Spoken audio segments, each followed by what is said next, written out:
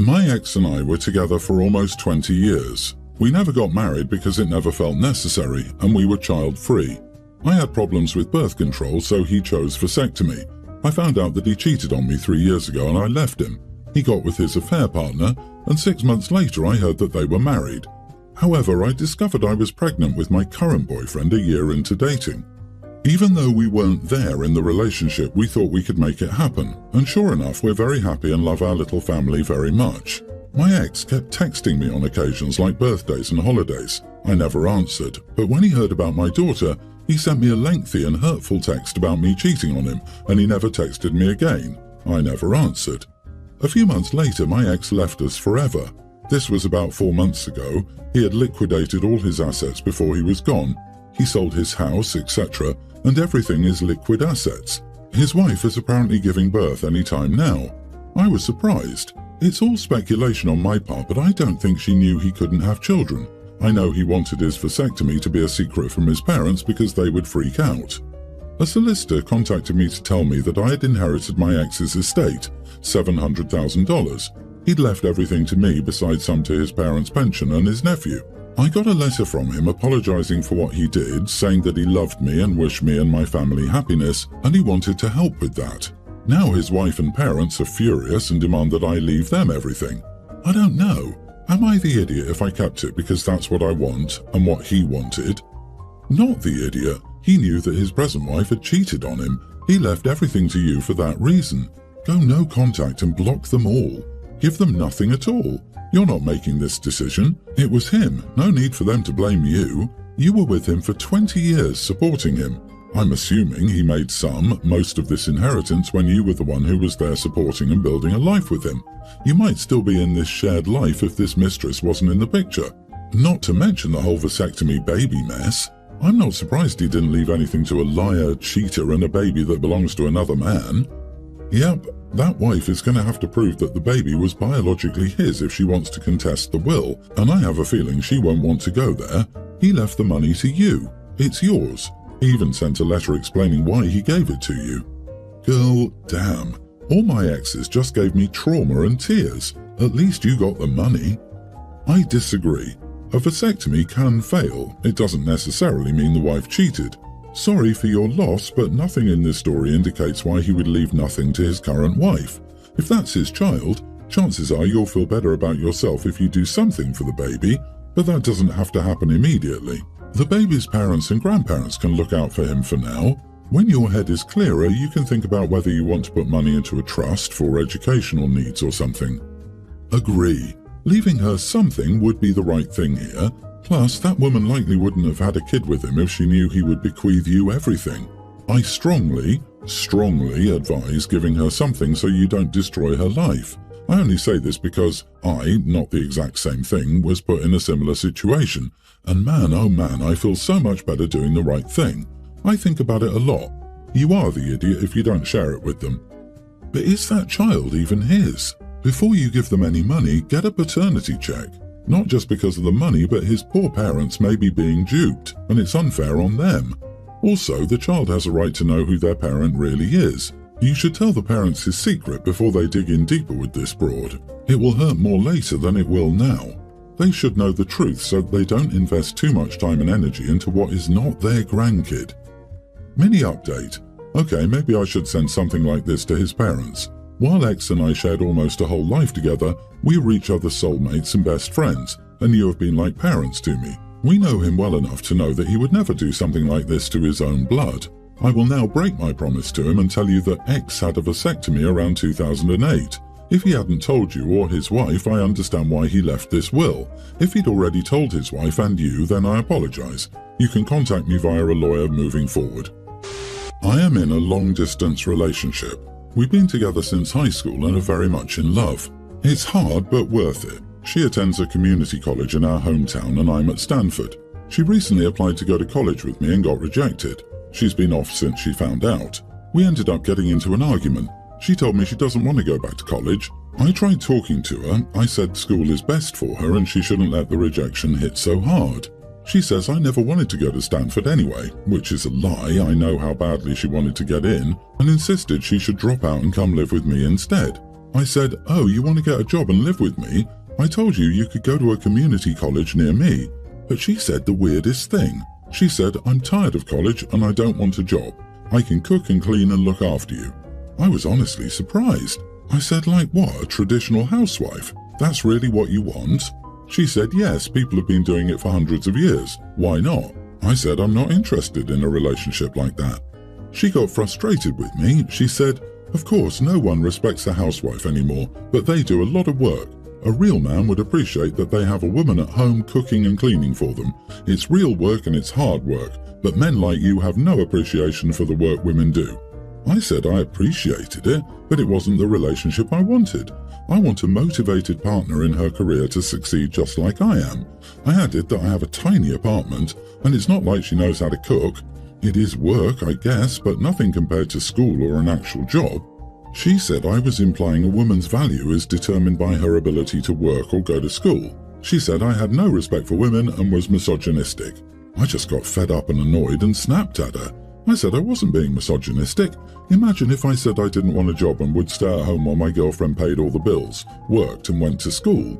Everyone would call me a deadbeat, lazy idiot. I also said she'd make a terrible traditional wife. She doesn't want kids and she doesn't know how to cook or clean. I know how to cook better than she does. What kind of trad wife is she gonna make? I'm also 20 and not looking to have someone rely on me. I said it's important for her to get a job and be financially secure. I also said she was only saying this because Stanford rejected her. Hello, it's Stanford. They reject everyone. She loves her career and can't seriously let a small setback keep her from what she really wants to do. So many people get rejected from schools like that. You can't just drop out. Like, you got rejected, big deal, try again next year. After I said all of this, she was just silent. She didn't even say anything and just went to her room and locked herself in.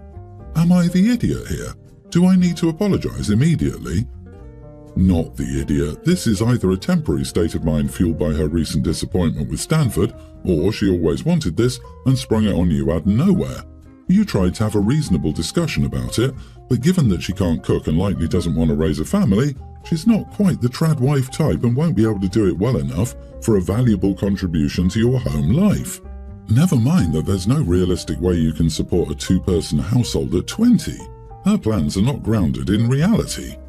Exactly, she might sincerely want to be a trad wife, which is totally fine if that's her choice, but it sounds like you want different things and have differing ideas of the ideal partnership.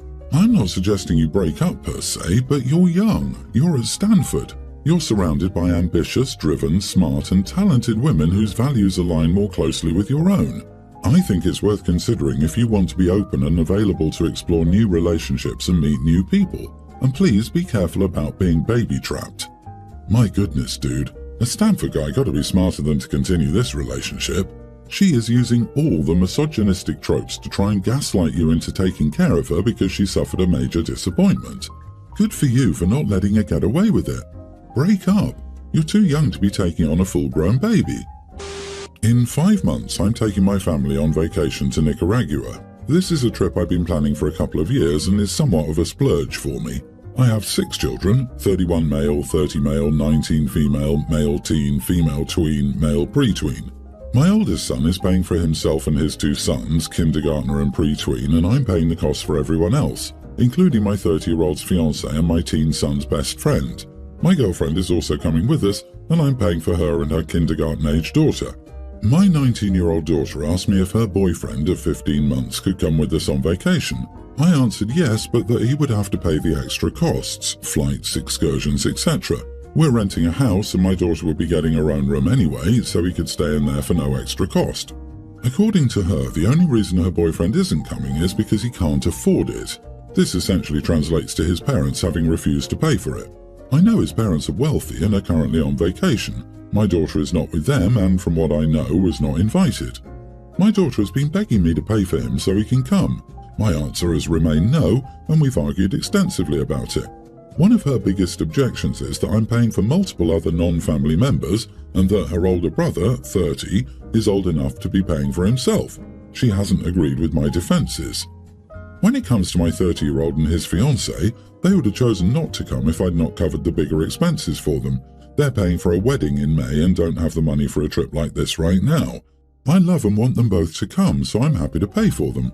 My 16-year-old has been best friends with the kid coming with us since first grade. He's been raised by a single mom, his dad's not in the picture, and money's always been tight for them. He's never been on a proper vacation and he spends so much time at my house that he's practically family. My daughter's biggest issue is my paying for my girlfriend and her daughter, which she then escalated to be about any of the money I spent on my girlfriend. I told her it was none of her business how I spent money on my partner or how we split expenses. I earned 3 times as much as my girlfriend. Why would I expect her to split costs evenly? My daughter is upset with me right now and I feel bad but don't think I'm being an idiot. My girlfriend thinks I was being an idiot during an argument with my daughter because I pointed out the people I'm paying for are the people I want to be there, obviously making her think I just don't want her boyfriend there, even though I have a neutral stance on it. My girlfriend thinks I should cut my losses and just pay for the boyfriend. I think she's just saying this because she feels bad my daughter turned it into an issue about her. Am I being the idiot? Everyone's the idiot here, I think. It's entitled for anyone to demand that you pay for their companion to come, but I can see how you look like a hypocrite when you're helping grown adults pay for it and younger children. It comes off like you just don't like the boyfriend, or in fact that you might favour your daughter less than your other kids, which I suspect is something she might be responding to here.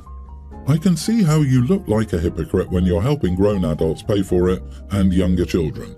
He's helping family and younger children, which is different than a 20-year-old man dating his daughter. You're not the idiot. That's super entitled thinking. Don't fall for this now with your daughter or the wedding will be a hoot. I agree. A teen boy versus a 20-year-old man are 2 different things. The trip is in 5 months. The 20-year-old can make $1,000 for the flight in 5 months. His parents are rich too. Plus, the teen's mom is a single mom with little money and he's never had a vacation in his life. Sorry, bud, but you are the idiot. Daughter's got a good point. You're picking and choosing, and it seems you've chosen to pay for everyone but her boyfriend. His parents are rich. So what? Clearly you're rich too if you're paying for 11 people to go on vacation to Nicaragua. It's not like you're going to Myrtle Beach, my guy. I treat my family to dinners out and other events fairly often. My sister Charlotte recently moved closer to me and our parents. Before then, I only saw her and my nephew, Leo, for the holidays. I invited Charlotte to a family dinner out and it was an absolute disaster because of Leo. Charlotte called me while she was driving to the restaurant. I could hear Leo yelling in the background. Charlotte asked Leo to wait a few minutes until she was done calling me and then she would give Leo her phone. She wasn't doing anything to actually discipline Leo. My nephew's behaviour was no better inside the restaurant. Leo is a pre-tween and yet he was acting like some 2-year-old. He was jumping up and down the booths, yelling to get Charlotte's attention. He threw bread at another patron service dog. My dad took away the bread after Leo ignored the first warning and Leo threw a tantrum. People were staring at us and I would have been too. Leo's behaviour was completely unacceptable. While all of this was happening, Charlotte just said things like, "Oh, Leo, you can play on my phone," and wasn't doing anything actually to discipline my nephew. While we were outside leaving and Leo was with his grandparents out of earshot, I told Charlotte that this could never happen again. I told Charlotte that she needs to get Leo under control, and until she does, he's not welcome at any events in public that I host for the family. Charlotte said I was a horrible person for excluding a child and to think about how I would have felt at his age to know I wasn't welcome at family gatherings. If Charlotte doesn't want to hurt Leo's feelings, then she cannot mention the family events I host or do something to discipline Leo. Our parents understandably asked not to get involved in our disagreement. Friends are divided because some are saying Leo shouldn't even be in restaurants until Charlotte gets him under control. Others claim what I described Leo doing was normal kid behaviour. Am I the idiot for not allowing my sister's son to come? Not the idiot. You were right to ban him. On behalf of everyone who pays to eat out, thank you. Even when I was 7 and had undiagnosed and therefore unmedicated ADHD, I was better behaved in restaurants.